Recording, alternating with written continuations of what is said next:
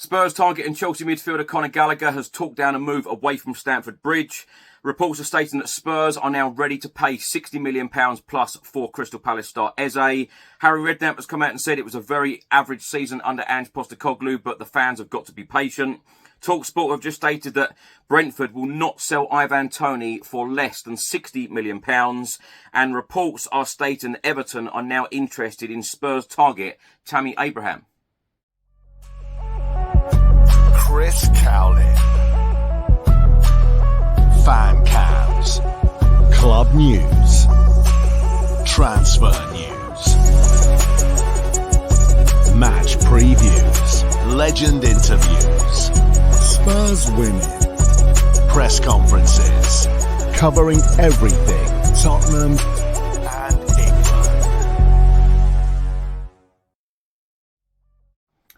Welcome back to the channel. I hope you're all keeping well. This is another edition of Tottenham News, where I'll be going through all of the latest Spurs news, rumours and reports. If you're watching this on YouTube, please do hit that subscribe button, like, share and comment below. And if you listen to this on an audio platform, please do hit the follow button and leave a review if you can.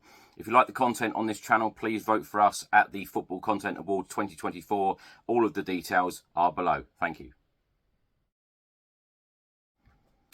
Now, before I get into it, I'm going to start with some non-Spurs news and some devastating news. Now, this morning it was announced by Millwall Football Club that their goalkeeper, Matija Sarkic, has died at the age of 26.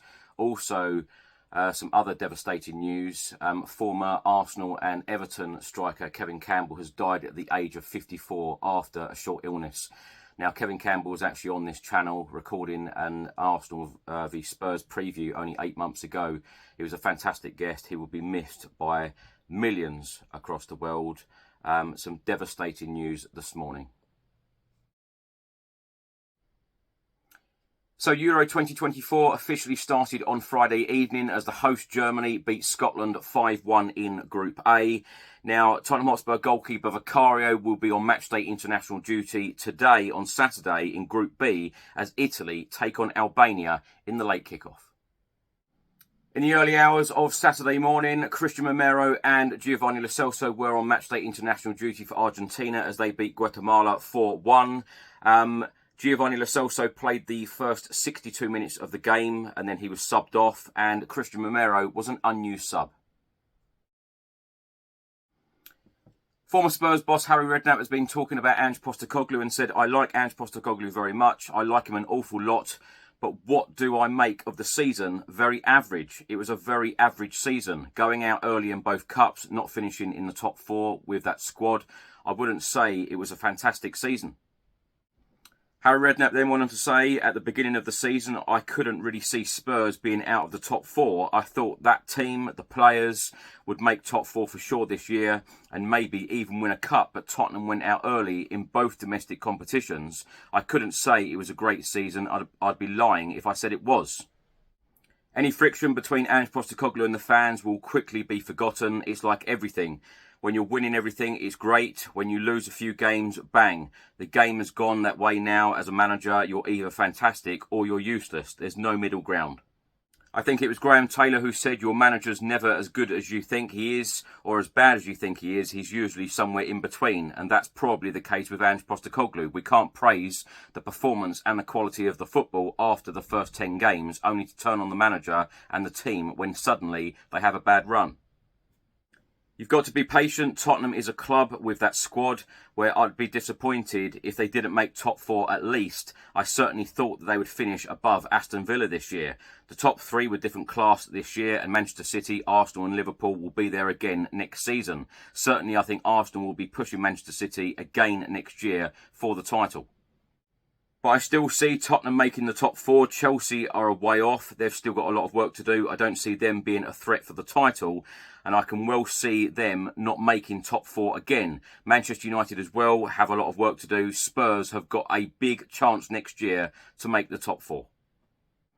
Redknapp then went on to say finding a striker to buy is the biggest problem for Spurs. Who do they get? They're in the Europa League next year and they will have a chance in that. So maybe it's time that they will get a trophy at Tottenham. The League Cup or the FA Cup would be a good option as well.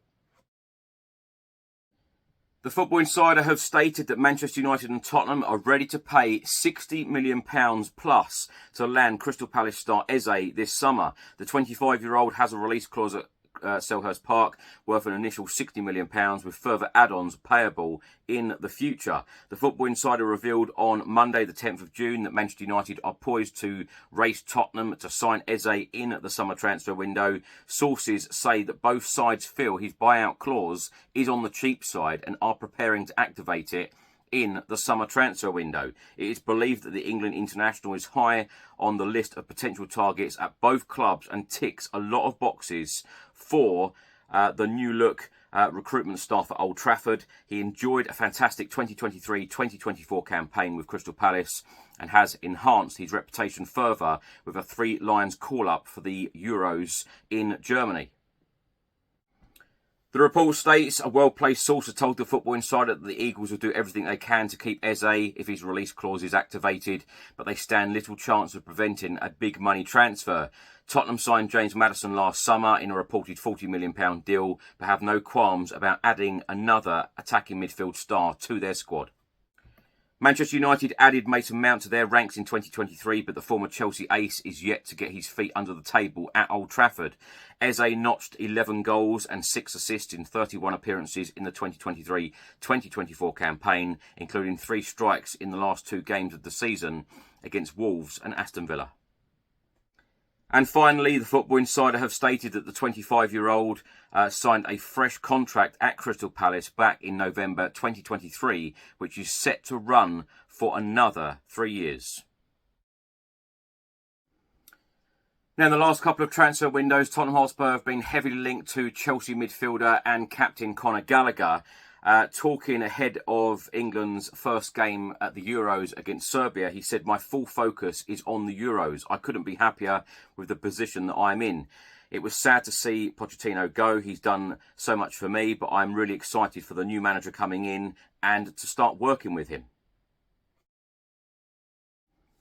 Spurs midfielder Rodrigo Bentancur has apologised online to Heung-min Son after disrespectful comments on a Uruguay show. He said, "Sonny brother, I apologise to you for what happened. It was a very bad joke.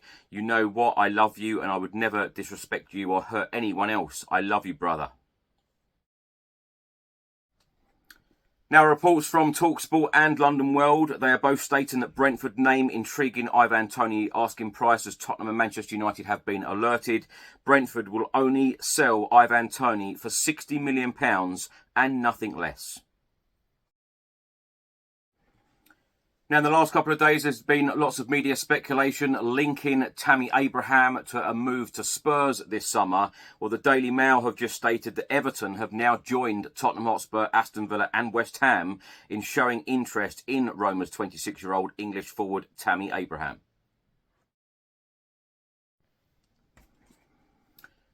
Now, my thoughts on everything in this episode. Let's start by talking about Harry Redknapp's comments. It was a very average season. The fans have got to be patient. I've said on this channel, all season the Spurs fans have got to be patient under Postecoglou. An average season, I think, is probably a bit harsh, although I was very disappointed about going out of the domestic cup competition so early, particularly the League Cup. The FA Cup, it could be argued that, you're playing the best team in the world, Manchester City, the treble winners from the previous season. So that was always going to be difficult. But I do have, high hopes for next year. And that brings me on nicely to talk about the summer transfer window, which officially opened on Friday.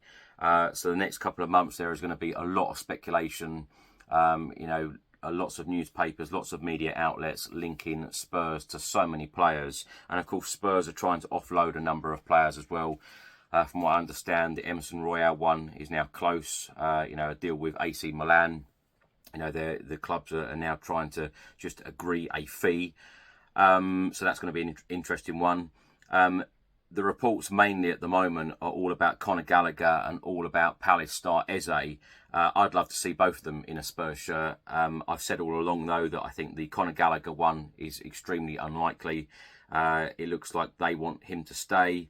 And, of course, when these players go off to competitions like Euro 2024, if suddenly a couple of these players have fantastic tournaments and have a couple of fantastic games, their price tag is going to increase, hugely. Eze, I would love to see him in a Spurs shirt, and I've said this before on the channel, and I've said this in recent years as well. Even when Eze played at QPR, Spurs were linked with him, and we should have signed him then. A top talent, and one of the best midfielders in the Premier League, in my opinion, and he would fit in perfectly at Spurs. But are Spurs going to go down that route of paying £60 million plus for Eze, particularly when the last time we paid this sort of fee was for Tanguy Ndombele, and it was only a couple of days ago we've terminated his contract and he's now left.